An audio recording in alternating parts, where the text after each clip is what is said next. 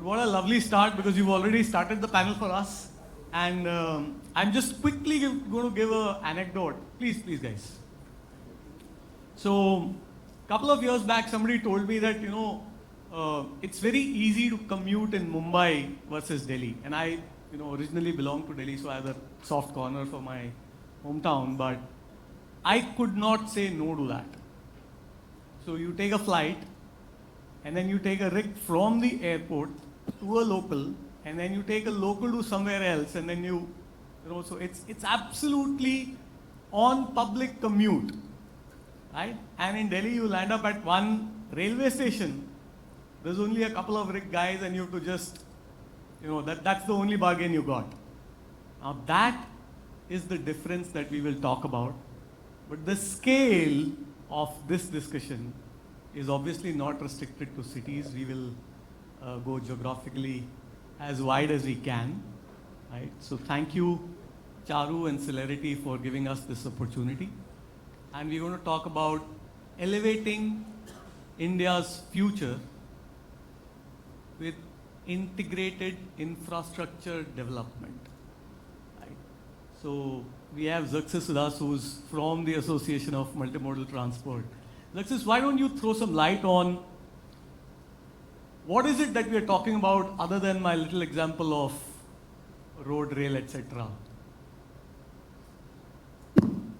Hi. So, can you elaborate what exactly you want? So what are we talking about in terms of commercial freight when we look at multimodal transport? What are we looking at? So I think the basic thing is that we have to move towards a seamless multimodal transport supply transportation mode, which means that road, rail, air and sea have to all converge and work seamlessly to ensure the movement of goods in the most cost-effective and timely manner. And I think the government has made great strides in the last decade or so with the multimodal logistic parks, special FTZs and government SOPs. I think we are moving in a right direction there. As one of my mentors in the industry who's said that he gave a small example that in Amsterdam, when you land as a passenger, that one ticket can take you by train, bus, taxi, anywhere. That one ticket can take you, move seamlessly between any mode of transport you want. I think we have to replicate that model into the movement of goods with one single document facilitating the transport of goods all to its final destination. Superb. I think you've stolen my next anecdote, but we've all been to Singapore. The first time I went to Singapore, I was so happily surprised that you can land at the airport and buy this kind of a ticket and just roam around using that same one token, right? And this is exactly what we are talking about. But we will try and split it into various segments and see how it is. Kapil, you belong from the side which is providing such services, right, to a lot of clients like us who would happily grab on to anything which is multimodal, right? What do you think has happened on the physical infrastructure side, and how do you see it moving ahead? So before we talk about the physical infrastructure, let's look at the ground realities. So in our country right now, about 66% of the cargo is moved through road, and about 26% to 30% of the movement happens through rail, and about 3% happens through shipping, and about 1% happens through airways. Now what is happening is, before I get to this, today as you were talking about the traffic, so if I talk about Mumbai per se, we don't have bypass roads in Mumbai. That's before I get to the multimodal transport itself. Today, in fact, for me to travel to Thane to this place, it took me almost a couple of hours. So when we're talking about integrated infrastructure development, the first and foremost part, what all the state governments and the major cities should be doing is to actually build bypass roads. There has to be differentiation of traffic between trucks and passenger cars when they're plying on the roads. That's the first requirement what one must be doing. Second important thing, before I get into the multimodal transport, because what has happened is, our biggest logistics company in the country right now, if I ask anybody altogether, so we won't have the same answer, because what's happening is, it is so much fragmented, it is so much large, it is so much diverse. for us to actually have a common consensus, we may not get there.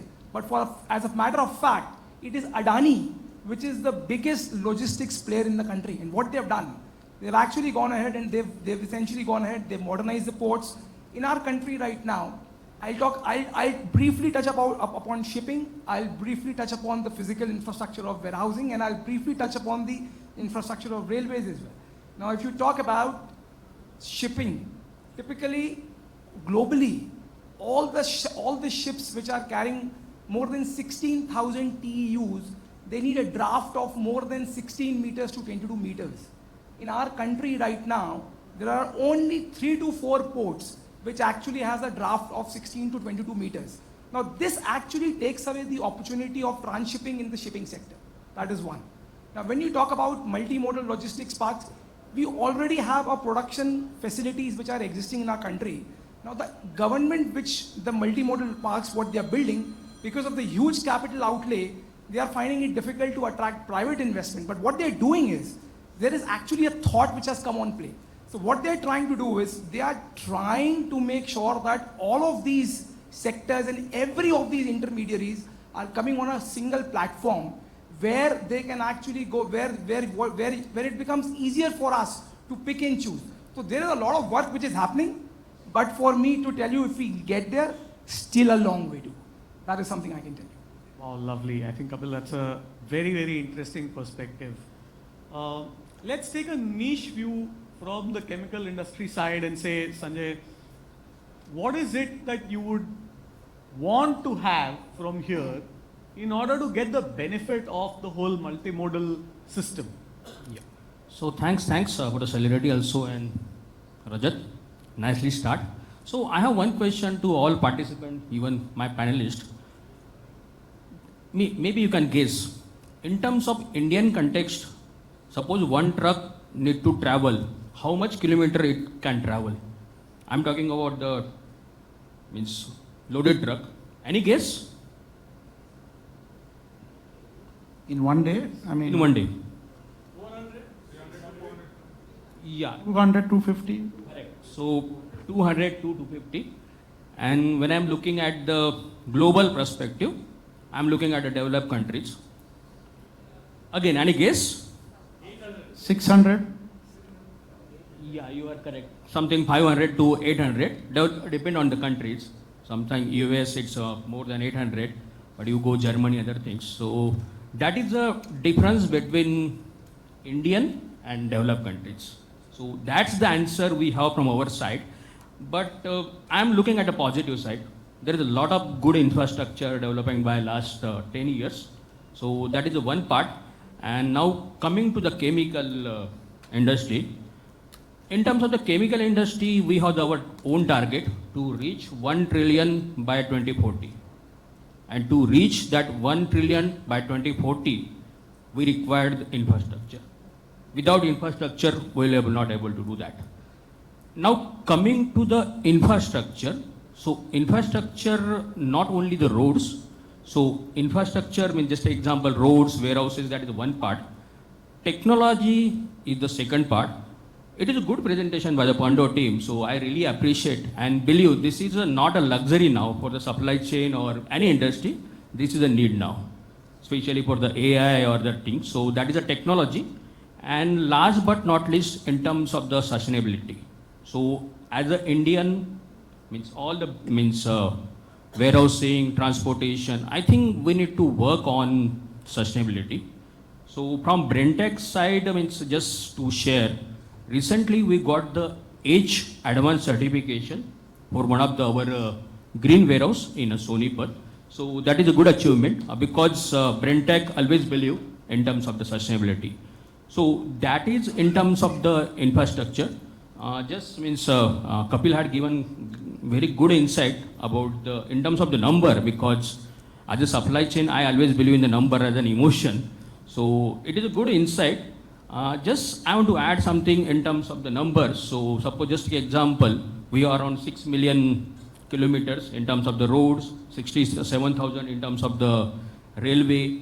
He mentioned about the port. I think we need to target about the port also as well as the railway. So that's a lot of work need to do in terms of the infrastructure. And I request Kapil, like those who are handling the warehousing, transportation, need to come up and means partner with the industry as well as the government and to take forward this partnership. So that is about from my side about chemical.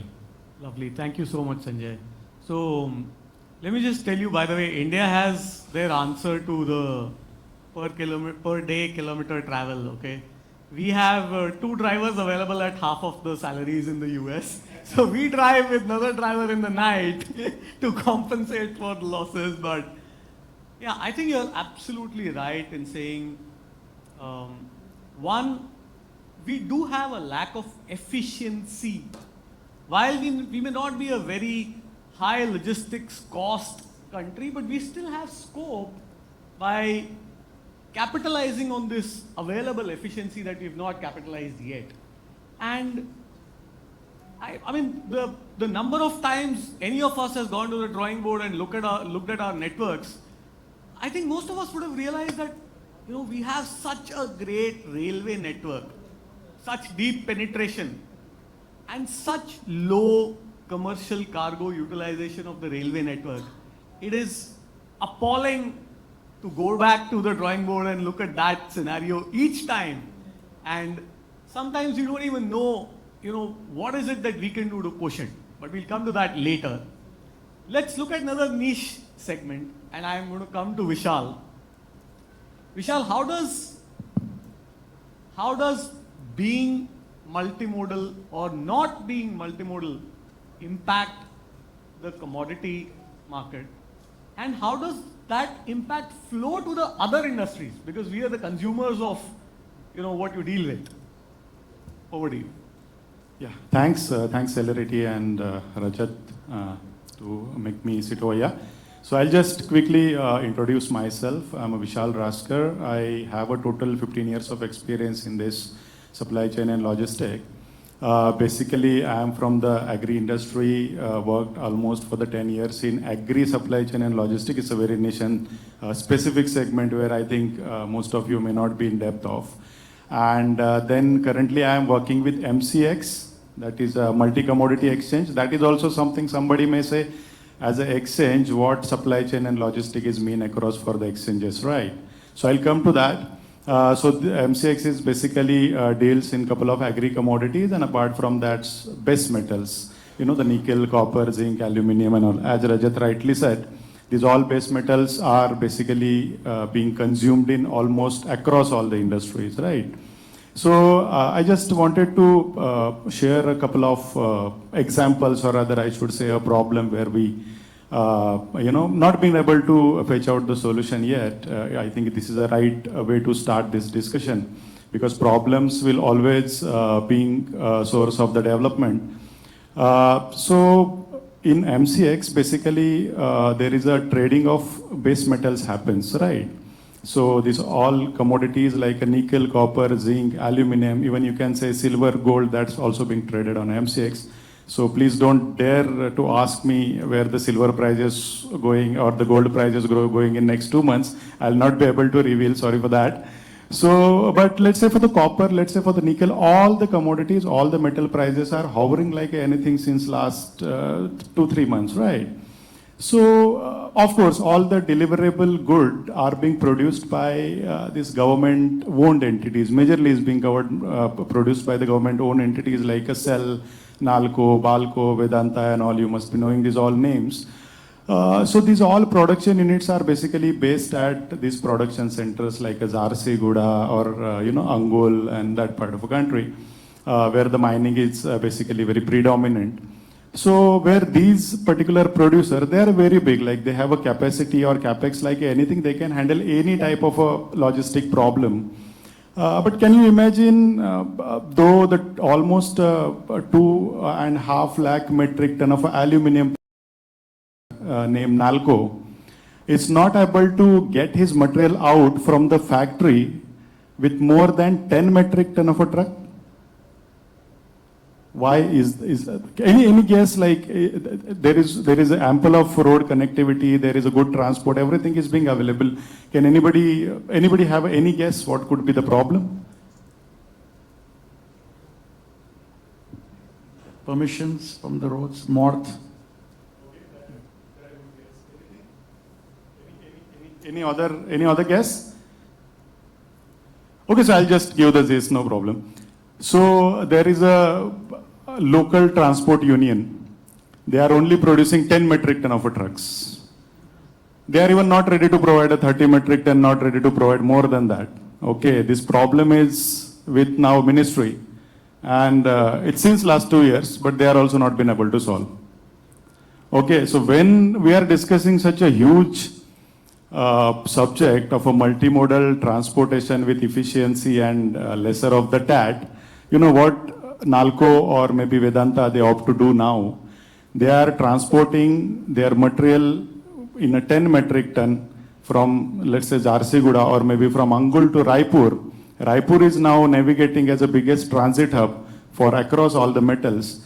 Now, from Raipur, they are making that particular 10 metric ton into the warehouses and again loaded into the bigger trucks and then transport to the, let's say, Bangalore or maybe for the Chennai or maybe for the Mumbai.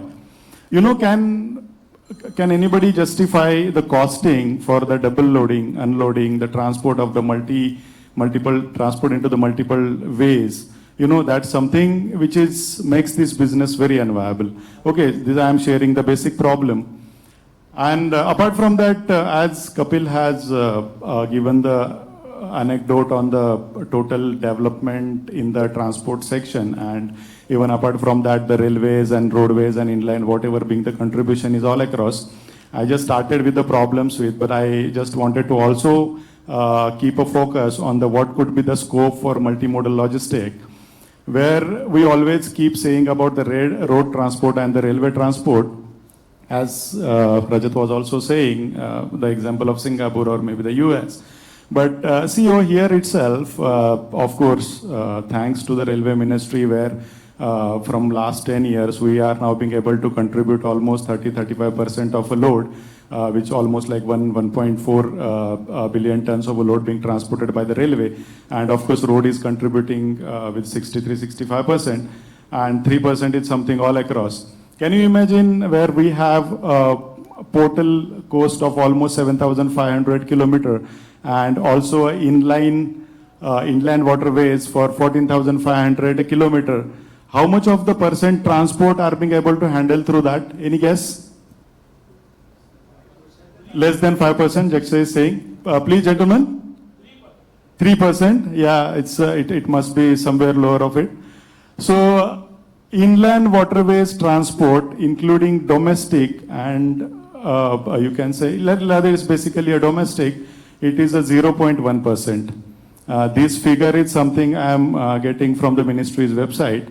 Okay, you can also validate that.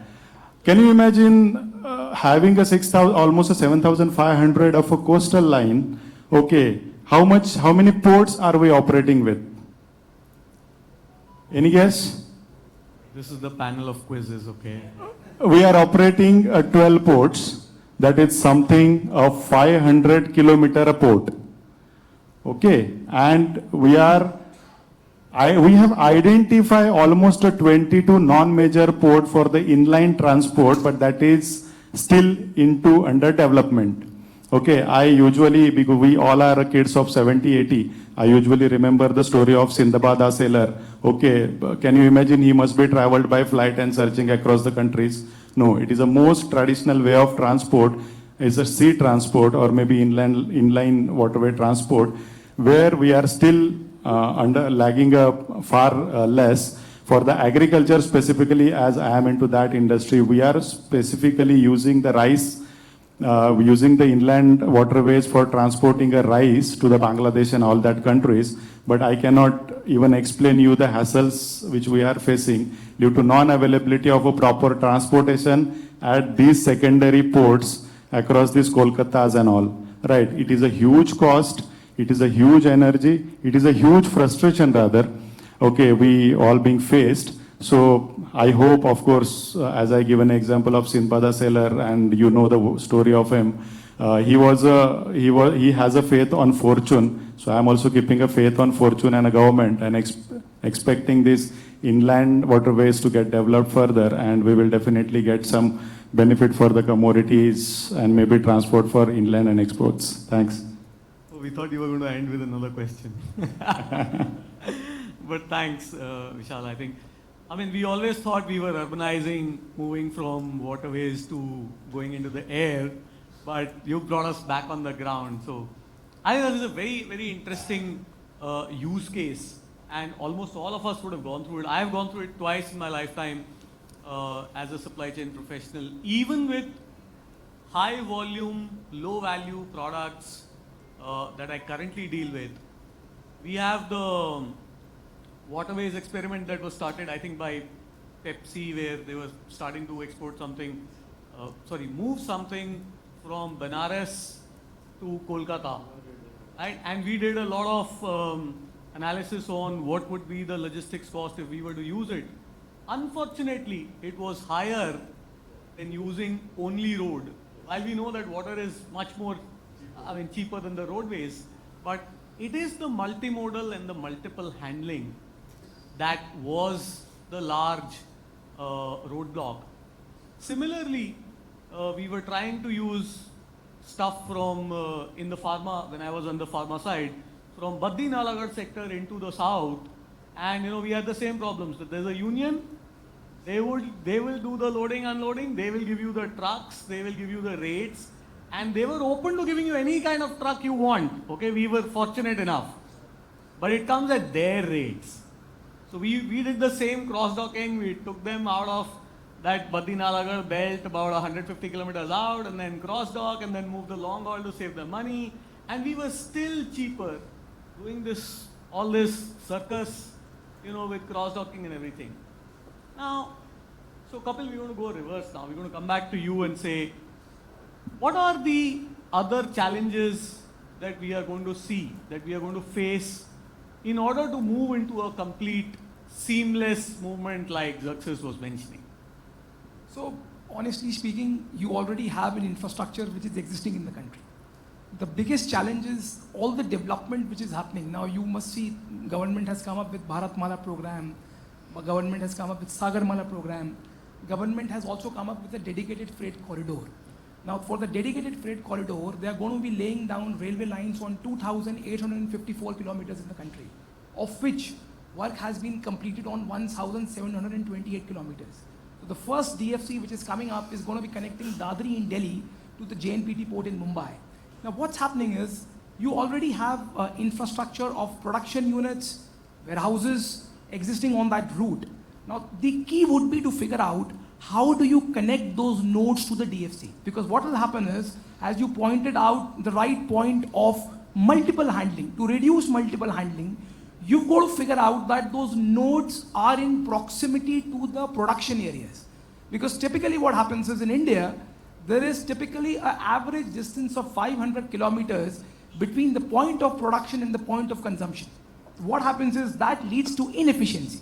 Now, for you to kill that inefficiency, the line on the dedicated freight corridor which is coming up, you've got to make sure that these nodes are connected there. So what will it do? It will also help you in improving your sustainability measures, because you will be emitting less of carbon dioxide compared to what you are doing in the road part of it right now. The second thing, which is also very important, is to make sure that technologies are there by the virtue of which, with a paperless kind of a movement, you are able to seamlessly integrate both these things. Because in case if you look at, let's say, Maersk in Europe, so what they have done is in Europe and with US, they use blockchain technology and they have actually integrated their systems with the ports. So what they have done is, by the virtue of which, the average time required to clear the consignments have gone down. Because what's happened is, as Xerrxes was mentioning, there is a lot of time which is spent in terms of paperwork and clearing things. So you see, you've got to make sure that you have an infrastructure which is existing. The new infrastructure which you are building, which is rail, which is the Sagar Mala scheme, all of that has to be linked with the current production facilities, so that your multiple touch points also go down. At the same point of time, they are easily, seamlessly connected with technology to be able to bring in efficiency. Apart from that, third important thing, in our country, there has to be a standardization also. Now what you do is, when you are importing a 40 feeder. When you are exporting a 20 feeder. When you are taking a pallet in a warehouse, some of the companies say, we need a 1 meter by 1 meter. Some companies say, we need 1.2 meter into 1.2 meter. Some companies say, our best fit is 30, our best fit is 40 cases. So we have to move to a standardization. Now, not many of you would have realized when Ankit was talking about Pando, there was one important thing in that presentation which mentioned 53 feet truck. See, we are still not gone there.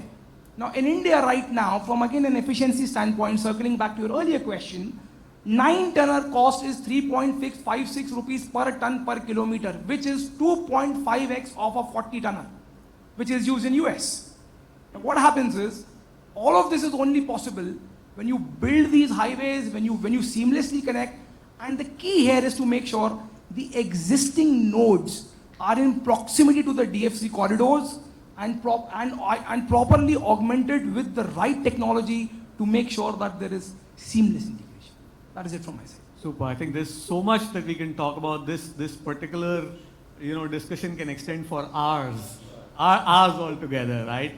But let me also tell you, I am on the client side, and we place such idiotic requirements to our 3PLs for a 1 meter by 1 meter pallet, or what are the other, so we keep creating complications.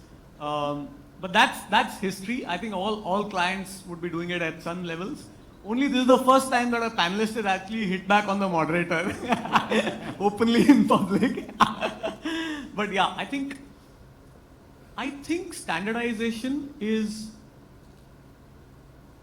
has not got the due importance or goes unnoticed a lot of times, even within organizations. Forget at a national or a global level. But I think we will also move to another important aspect that Kapil has referred to. A single document or a blockchain. Let me give you a quick example of this. Okay, there is an exit point of the metro right outside Novotel, right? And there is another metro, and the exit point or the entry point is right below my building. So I looked up the map this morning and I said, wow, this is the best ever travel for me. I get into one metro, switch over to the other, and I'm at Novotel, zoom. The only trouble is I have to do one leg, exit, throw away that document, my e-way bill, and I have to go generate another e-way bill for the next leg of travel. And the infrastructure physically is connected. And it is heartbreaking to see that we are still unable to integrate these two systems to generate a single ticket for us to travel. Right? Now, this is what we are talking about. What other than this on the technology side, Sanjay, do you think is becoming a challenge or is the way forward for all of us? Yeah, so standardization is a very valid point in terms of the structure and other things. Again, I'm talking about positive note. I'm coming from that background. I'm not a lot of senior people here. You know that Octri. Okay, so in Octri means that is the maybe younger generation knows, doesn't know about it. Dead. Huh? Thought it was dead. So yeah, coming to the point of standardization. So one more point from my side.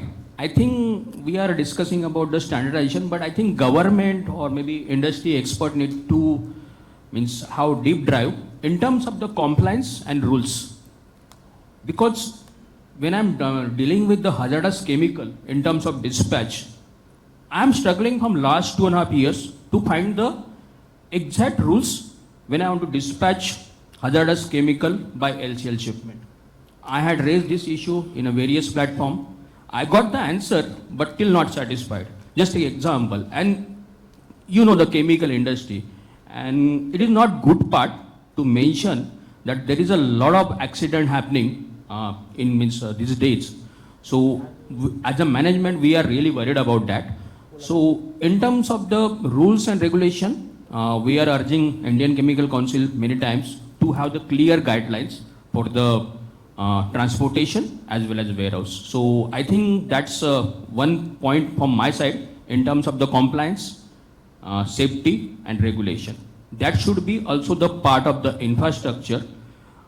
In India, what happened? We are developing good infrastructure like a road, sea, other things.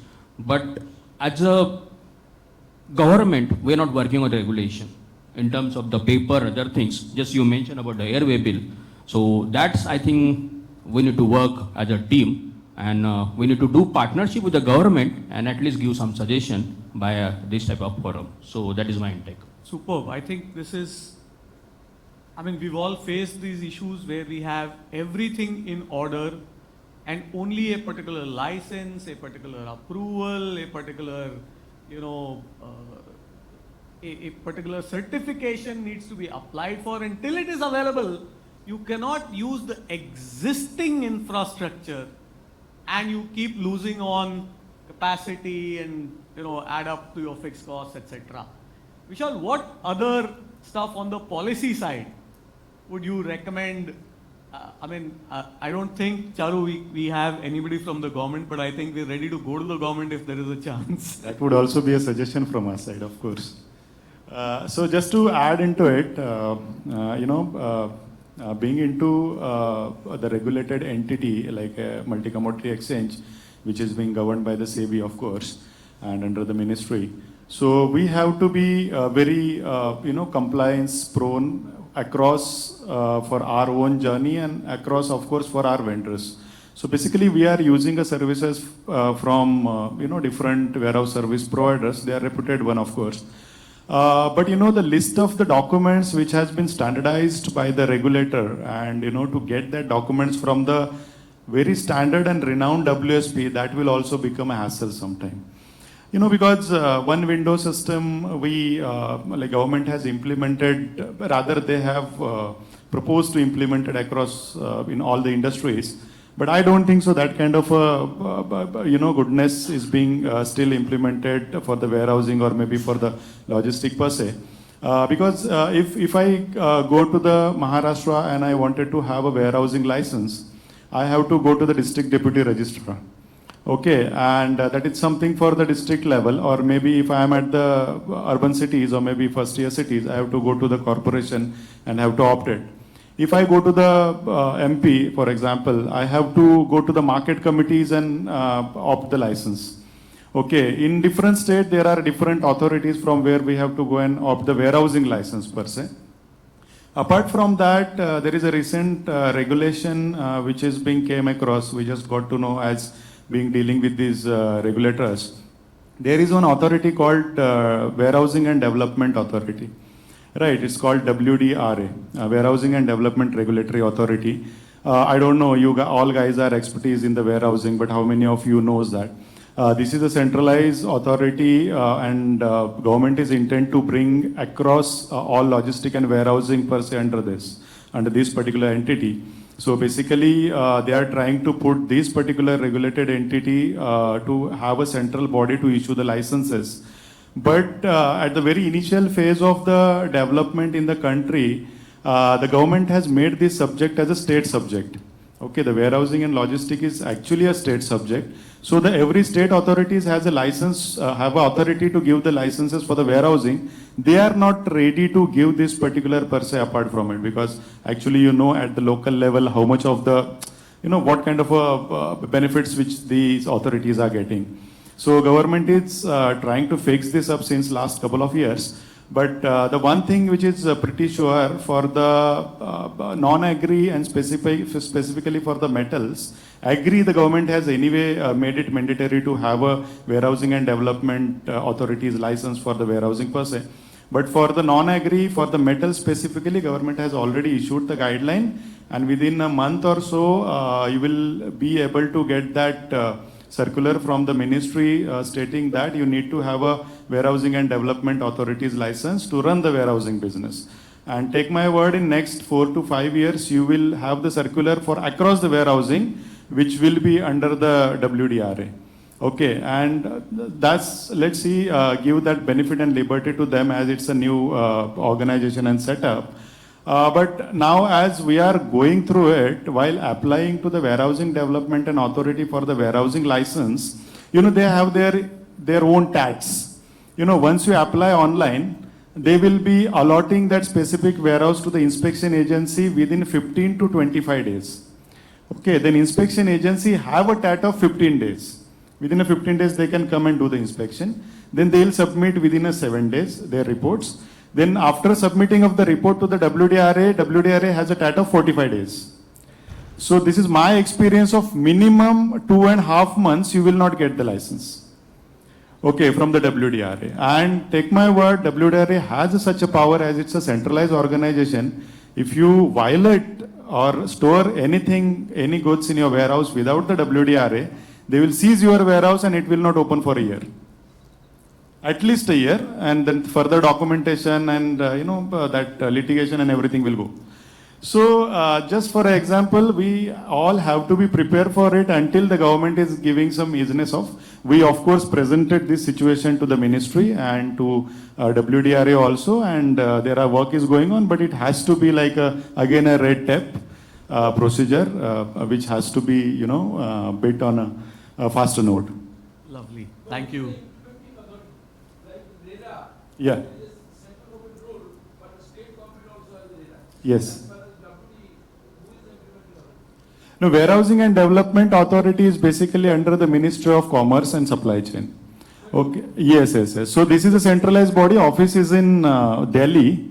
Okay. They are now expanding and establishing their office at state level also to facilitate this kind of a licensing. But probably may take a time. But we are a bit surprised that government is such a aggression that they want to issue the circular before having infrastructure on a place for such organization. So that will ultimately create a problem for entire industry. That's become, hassle for everyone. That is United States of India. At United States. We may be looking at another version of the license Raj now. Now currently, just to add into it, they have a total applications of 5,000 warehouses in the last 2 years. But just to tell you, they have a team of around 23 people only. Okay, and they have a couple of outsourced agency who are doing warehousing inspections. So can you imagine the efficiency? Going to invest in anybody who wants to develop AI for the government. Any automation in AI startup, I think I should start investing for the government. I mean, you can take a video of the warehouse and show your features and whatever are the requirements and upload it to a site and say, okay, do I have the registration or not? I mean, that's what we should be looking at. But coming back to Xerrxes, what are we really on the ground looking at? And I'm going to ask you a very, very important question. What is the Association for Multimodal Transport doing? What is it about? And could any of us gain from being in touch with you? Good question. So I think, first of all, I think the first thing we need to do is go down to the basics. We are a very fragmented industry. Besides being a very fragmented industry, we have a very fragmented authority. We recently as an association are caught at who do we report to? For the last 2 years, we have been asking this question. The government appointed a special secretary logistics who says, I am in charge, I am not in charge, I don't know. We went to the DPIIT, they said, we don't know. Maybe we are in charge, maybe we are not in charge. There should be a logistics ministry with the capable, qualified people, not just from the IS, and no disrespect to them, but people with knowledge on this, with the finest brains in the country running that ministry. Involve us stakeholders. You make the rules and then expect us to implement them. So many of these rules are impractical. We can't follow it. The PMO's office, some bright MBA spark once came up and tried to replace the Multimodal Transportation of Goods Act, which has taken 10 years to formulate, which he made into a acronym of NLEAPS. Don't ask me to, no one can remember it. It was scrapped in the end. The government 2 years ago made us burn the midnight oil. Literally the call will come, we want this submission, a white paper, by 2 o'clock on Friday. So we used to actually sit whole night in the office, some of us, give it to them. We haven't heard from them in 2 years. In fact, the next time when they came, don't waste our time. I said, if you're serious, come to us. So first of all, I think we need to have a proper authority governing us. We need to develop skill development. You rightly said our trucks. Look at our truck drivers. I mean, they learn from their uncle, their aunt, their somebody else. We have got the highest rate of accidents in the world. The national highways are death traps. Okay, I used to run a transport company. I have had fatalities in my company, and it's heartbreaking to see it. Look at the way we treat them. Look at the way we are educating. It's the last resort profession for a guy in the village. The truck driver ban jao yaar, kuch na kuch to milega. Okay, so we have to train them. We have to give them proper. I mean, if you see the truck drivers, someone brought up Germany, US, they are highly trained professionals. They are probably more educated than us. Okay, so we need to do that. Secondly, the roads. Okay, waterways, exactly, is more expensive. I know we tried to do movement of cars from Chennai to Kandla for shipping. MOL tried it. We were the stevedores. It turned out to be a disaster. The vessel went there, and after that, there was no return cargo. It waited for 45 days there. All this needs to be planned. So we need a central governing authority. Our inner waterways is a gold mine to be exploited. Gold mine. Local politics is coming in the way of what you call the movement of goods or efficiency in business. You brought up Xerrxes, you brought up Vedanta, I do work there. You cannot move a single brick without the local MLA's approval. Vedanta aluminium plant is the largest aluminium plant in the world. There are people there who haven't even seen, who worked there for the last 17 years and 20 years, who haven't seen the plant yet entirely. That's how big it is. And it is a horrendous place to work with challenges there. Local pressure is so much. Such a big organization cannot take it. Imagine if we facilitate them, what we can do. As an association, we are bringing these things up very much to the authorities. We are constantly making submissions. We are a body of multimodal transport operators. And in addition to that, we have associate members where anyone can join. And bring up your issues. Let us know. We prepare white papers. We make submissions to the government. We redress grievances without it going into arbitration between a shipper and a forwarder. We get involved, or shipping in a line. We make a few phone calls. We assess the case. We give legal advice. We give GST advice. We have constant what you call VCs and presentations on any issue which is troubling the industry. So I think as an association, we have made great strides. There's a lot more we can do. We have been fighting with the government to make us an SRO, which is a self-regulatory organization, like how we have ICWAI, Chartered Accountants. He said, let us govern ourselves. We know what to do. We will answer to you. You don't know what we are doing. You don't know the nitty-gritty of it. Don't tell us what to do. Let us govern ourselves under the laws set by you. So that's where we are. Oh, thanks, Xerrxes. This actually has covered up any underestimation that we were doing about the All India Multimodal Transport Association. Great. So I think we have a lot of stuff on the value-added services side, but I see the 7 minutes left here, and I'm going to come back to you. Yes, please. Go ahead. Shoot. Tapan.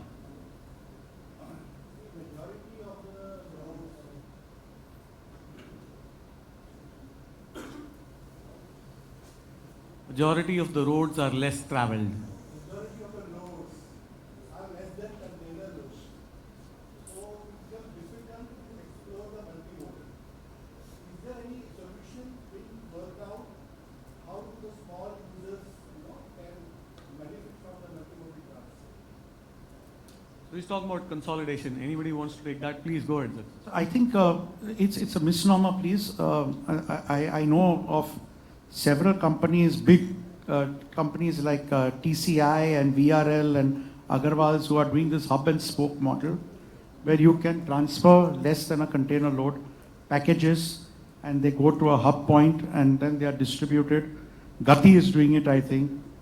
And I don't know about that, but I think, so I think it's an effective model being done, can be improved upon, of course. For multimodal, I had half the load. I wanted to move my train, but then it occupies half the wagon. So then there was no possibility. So sir, as we said sometime, rail is, we have not exploited that fully. But Sorry. I've been through that same problem. We wanted to move something from the west to the east. There is a rail network. There is a partner operating. They are offering multimodal, but they can only allow you a minimum of a 20-footer, So the answer to that is privatization. You give the players, you give the cargo movement to private players. Of course, we have the private IC Concor players, but they're under strict. Let them have a free run. This solution will be done. Indian Railways is too bureaucratic, structured. They cannot do this. They cannot be flexible. They're very good in transferring passengers, but not this. But to add to this, all the 16 multimodal logistics parks which are envisaged by the government, they are looking at creating logistics parks there, and those guys who would be operating the logistics parks would essentially have experience in both warehousing and transportation. And as to answer your question, they would have amenities where they can also take the wagon and they'll essentially be able to put half of the loads in that.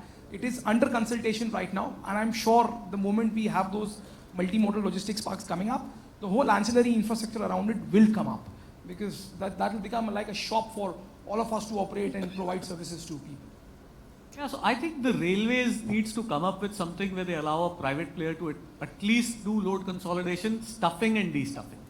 I think if they keep it to themselves, they are too huge to bring about any changes. They have to give at least that part out, retaining the wagons, and they can still keep leasing the wagons to private players, but this part is to go out. Anyway, next question. Yes, sir. Very good recommendations are coming in this panel. Can we request the panel chairman and organizer to put it in writing and put up with the government authorities, because nobody from government authority is here. Otherwise, we are discussing and it is we'll forget. Can something happen so that the recommendations of this group can be put forward to the relevant government authorities? Prerna and Charu, please take this up, and we have Xerrxes who can help us with getting this back.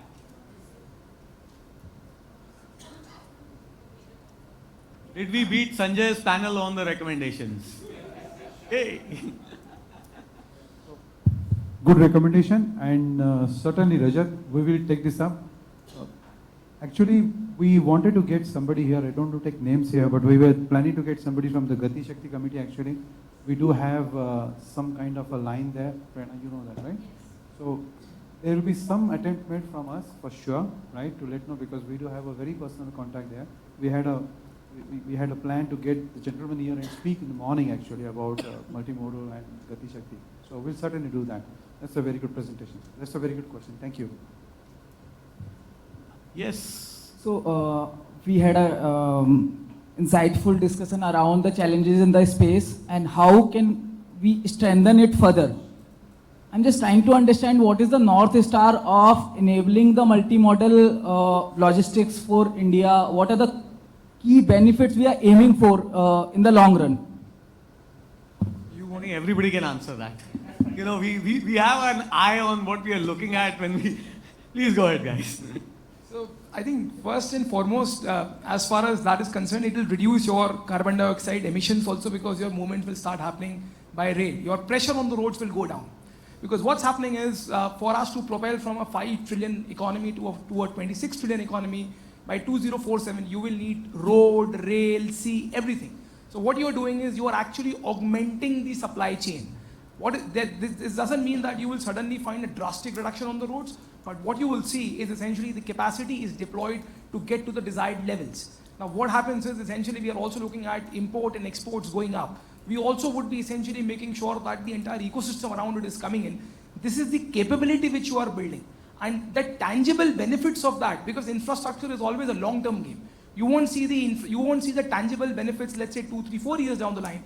But I'm 100% confident the kind of initiatives what government is taking, maybe 10, 15 years down the line, you will see great amount of tangible benefits coming, and I'm sure it will be for all of us to accrue all together. And so, in fact, sorry to pause you here, Rajat.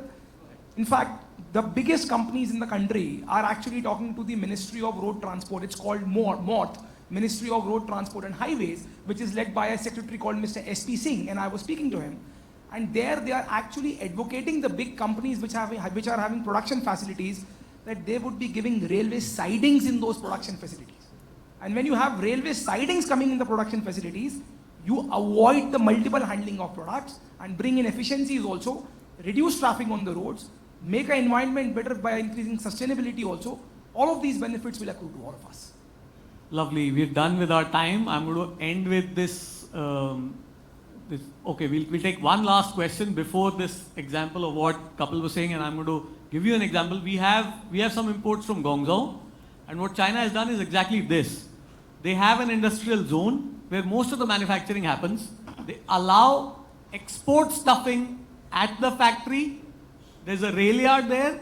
You can ship it to the port and then to whichever country you want to. One-time handling of the product. That is what we are looking at. And to answer you, if you're a client in 5 years from now with efficiencies of about 85 to 90% multimodal coverage, about 30 to 35% savings on the cost. If you are an investor, a service provider, a warehouse builder, or somebody who wants to invest in the transport, I think your asset utilization will go up easily by about 50 to 55% when I benchmark the current asset utilization. Okay, so that's what we are all looking at. Even if I look at it as a customer, I think product availability and maybe this whole saving, if organizations will to pass it on to the customer, it might also result into savings for the customer. Yes, please, ma'am. Last question. Okay. Hi, everybody. I'm Nupur. I'm working with Nestle for the last 12 years. I'm working in planning and customer supply chain, not in logistics expert by any standard. So I innocently put my question. I would like to know panel's view on two things. We have discussed a lot about infrastructure hurdles and also the multiple agencies that we have. What is your view on the ULIP program, which was launched by government, I think, which was to address a part of the problem, to unify all the partner agencies, different departments that we have. And second would also be that currently we also have a lot of trucks which are empty movement, right? I think 30% is that, because we don't have backhauling, etc. So where are we in terms of route planning or optimization from that perspective? How far are we from moving, say, to 70% or 80% on that? Thanks. I think I'll ruffle a few feathers by saying it's just lip service, not you lip service. We have been part of it. There are so many initiatives being taken up which are being left halfway through. So the ULIP also was done. Then you had the what you call the cargo community system. So then you had something else. So there are 4 to 5 things happening. All are at sea right now, literally. So ULIP is going to come, but it's going to take time. It gets lost in the quagmire of things.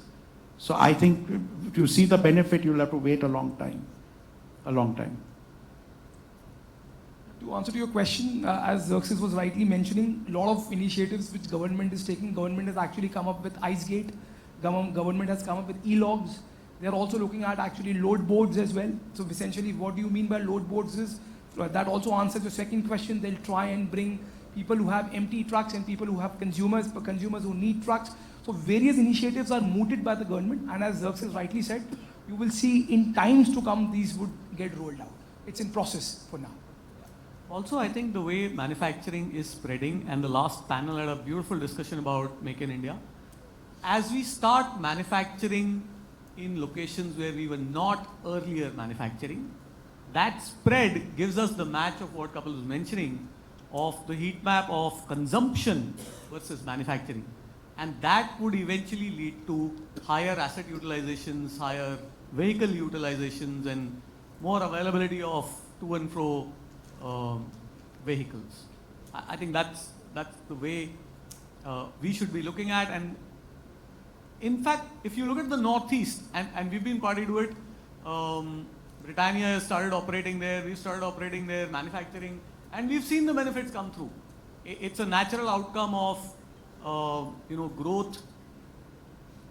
growth moving over to these locations where we were not manufacturing earlier. So I think that's the key to it. If you have chocolates, we can take one more question. Otherwise, we're done. All right. Thank you so much, everyone.